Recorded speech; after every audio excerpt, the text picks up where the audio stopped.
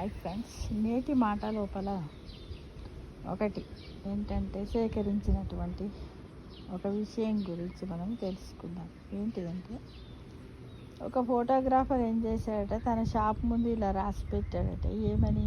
20 రూపాయలకు ఫోటో దిగమంటే మీరు ఎట్లుంటే అట్లా ఫోటో అని, 30 రూపాయల ఫోటో మీరు ఎలా అనుకుంటారో అట్లా తీస్తాను. 50 రూపాయల ఫోటో మీకు ఇతరులకు ఎలా కనబడాలని అనుకుంటారో అట్లా తీస్తాను పెట్టాడట. అతని 50 ఏళ్ళ ఫోటోగ్రాఫ్ సర్వీసు లోపల ఆయన రాసిన పుస్తకంలో ఇలా రాశాడట. ఏమని? 20-30 రూపాయల ఫోటోలు తీయమనంటే ఎవ్వరు రాలేదట. అందరు 50 రూపాయల ఫోటోలే తీయమంటారట. అంటే ఎందుకు? 50 రూపాయల ఫోటోలు ఏంటంటే ఇతరులకు ఎలా కనపడాలో అలా అనమాట, ఇతరుల గురించి అనమాట. ఇది అర్థం చేసుకోండి మిత్రమా. దీన్ని బట్టి అర్థమయ్యింది ఏంటి చెప్పండి? జీవితంలో, ఇప్పుడు ప్రస్తుత జీవితంలో సిచ్యువేషన్లో జనాలు అందరూ కూడా 50 రూపాయల ఫోటోలు తీసుకునేవారే ఎక్కువగా కాగుపడుతున్నారు, అంతేగా.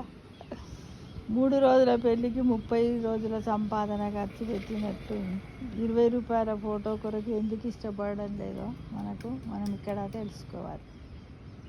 బాగా ఆలోచించండి. ఏంటంటే, మన జీవితాల్లో ఉండే ముఖ్యమైన సత్యాన్ని తెలియజేస్తుంది. ఏవి? 20 రూపాయలు, 30 రూపాయలు, 50 రూపాయల ఫోటోలు. సహజంగా ఏంటంటే నిజమైన స్వరూపము సహజంగా ఉన్న రూపం, కానీ అందులో ప్రజలకు ఆసక్తి లేదు. 20 రూపాయల దాంట్లో 20 రూపాయల ఫోటో అంటే నిజమైన మనం అనమాట, మన విధానం, మనం ఎలా ఉన్నాము. కానీ అందరూ దీన్ని ఎంచుకోవడం లేదు. ఎందుకంటే అసలు విషయం ఏమిటంటే, మనం నిజంగా ఎలా ఉన్నామో చూపించడము చాలామందికి ఇష్టం ఉండదు. ఉన్నదాన్ని లేనట్టుగా, లేని ఉన్నట్టుగా చూపించడం ఇష్టం. ఎందుకంటే దానిలో లోపాలు, అసౌందర్యాలు, ఒత్తిడులు, వాస్తవాలు కనిపిస్తాయిగా. అందరూ మరొకరిలా ఎలా కనబడాలనుకుంటున్నామో 50 రూపాయల ఫోటో అనే భ్రమలోనే జీవిస్తున్నారు చాలామంది. జీవించాలని కూడా అనుకుంటున్నారు మిత్రం. ఇది అభిమానాన్ని పొందాలనే కోరిక, స్వీకారం కోసం పోరాటం, లేదా తమ లోపాలను దాచాలనే ప్రయత్నం కావచ్చు. అయితే 20 రూపాయల ఫోటోలో ఎవ్వరు ఇష్టపడకపోవడానికి కారణాలు ఉన్నాయి. ఏంటి? నిజాన్ని చూసే ధైర్యం లేకపోవడం, సహజత్వానికి విలువ ఇవ్వకపోవడం, చూపించుకునే సహజపు ఒత్తిడి, అవతలి వారి అభిప్రాయాలపై ఆధారపడే జీవితం. 20 రూపాయల ఫోటో అనేది మన నిజమైన ప్రతిబింబం. దానిని అంగీకరించగలగడం అంటే మన ఆత్మవిశ్వాసం అన్నమాట. దాన్ని తిరస్కరించడం అనే మన ఆత్మస్థైర్యానికి కొరత అన్న సంకేతం అన్నమాట. అంటే ఈ విధంగా ప్రతి ఒక్కరం కూడా ఎంతసేపు ఎలా బ్రతకాలనుకుంటున్నాం చెప్పండి.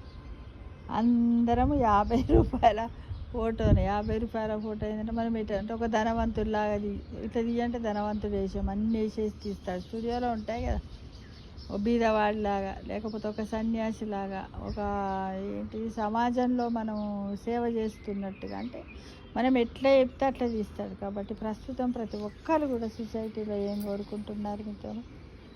50 రూపాయల ఫోటోనే కోరుకుంటున్నారు. 20-30 రూపాయల ఫోటోని ఎవ్వరు కోరుకోవడం లేదు. దీన్ని బట్టి చూడండి, ప్రతి మనిషి కూడా ఆలోచన విధానం ఎలా ఉన్నదో ఒక్కసారి ఆలోచించండి. కానీ మనం ఎలా ఉందాం మరి?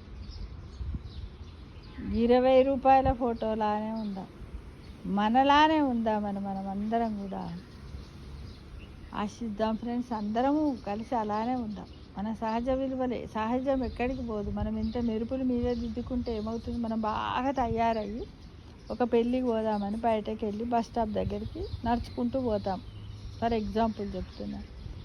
దారిలో ఒక్కసారి సడన్గా వర్షం వస్తుంది, ఎండ పోయి ఫుల్ వర్షం వస్తుంది. వచ్చిన తర్వాత ఎక్కడన్నా పక్కన పోదామంటే మనం నడుచుకుంటూ పోయే ప్లేస్లో ఎలాంటి షెడ్ కానీ చెట్లు కానీ ఏమీ ఉండక మనము తయారైపోయినాం కదా. ఏంటిది? మనము మేకప్ చేసుకొని పోయాం. అదంతా కూడా ఏమవుతుంది? వర్షపు నీటిలో ఏ విధంగా అయితే కారి పోయి మళ్ళీ మనము సహజ రూపానికి వస్తామో, న్యాచురల్ బ్యూటీకి వస్తామో, దాన్ని అప్పుడు మనం ఏమి చేయలేం. అంటే మనం పైన మెరుగులు దిద్దుకుంటే కూడా అలానే ఉంటుంది. ఎప్పుడు పోయేది తెలియదు. కాబట్టి మనం ఎలా ఉందాం, నార్మల్గా మనం పోయేటప్పుడు మనం నార్మల్గా వెళ్ళామనుకోండి ఏమీ కాదు. మనం ఇట్లా మేకప్ చేసుకోకుండా వెళ్ళామనుకోండి తడుస్తాం అంతే. కానీ మనం ఎలా ఉంటాం, స్పష్టంగా ఉంటాం. ఇప్పుడు ఈ మేకప్ ఏంటి, ఒక దగ్గర నీళ్ళు పడ్డ దగ్గర ఎక్కువ పోతుంది, నీళ్ళు పడని దగ్గర తక్కువ పోతుంది, అంతా పోయి ఎలా అయిపోతుంది, పిచ్చిలాగా ఉంటాం. మనం నార్మల్గా పోయామనుకోండి తడుస్తాము, అట్లనే కాసేపు అయ్యాక ఎండిపోతుంది, న్యాచురల్గా ఉంటాం, ఎలాంటి మచ్చలు ఉండవు. అలానే మన జీవిత విధానం కూడా ఉంటుంది మిత్రమా. కాబట్టి ప్రతి ఒక్కరం కూడా ఈ 20 రూపాయల ఫోటోలానే ఉందామని నా అభిప్రాయం. మీరందరూ కూడా ఉండాలని నేను ఆశిస్తున్నాను. ఓకేనా friends? Thank you for watching.